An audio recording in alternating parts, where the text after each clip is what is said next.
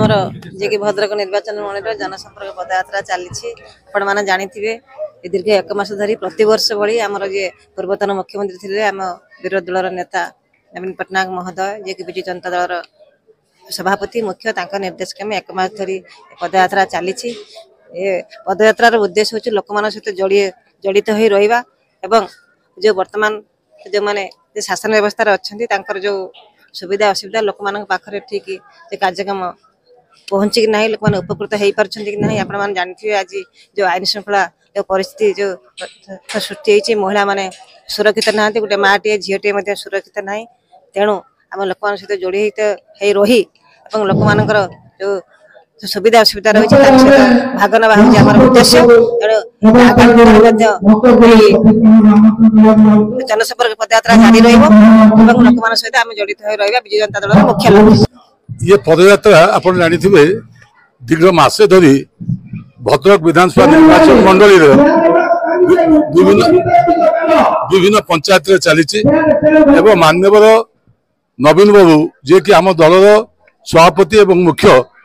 तांकर परामर्श रे आज यही वर्ष नुहे दीर्घ 25 वर्ष धरी सी आसवा दिन दायित्व नवा दिन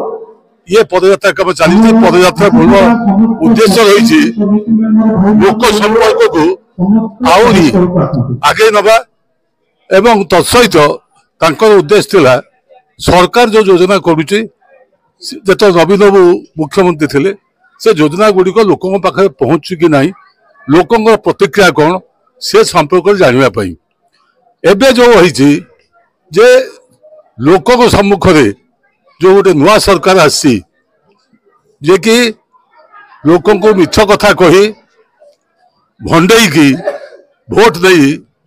आज प्राय 500 दिन सरकार अच्छी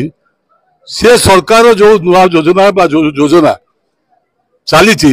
द्वारा लोक केते उपकृत होती लोकंकर वर्तमान पूर्व सरकार वर्तमान सरकार भितर कौन प्रभेद देखुंटे लोकंकर हृदय भितर से कथाटा को आमको जानवा पड़ो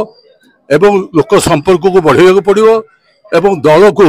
स्थिति कौन से संपर्क जानवा पड़ो एवं ता सहित जे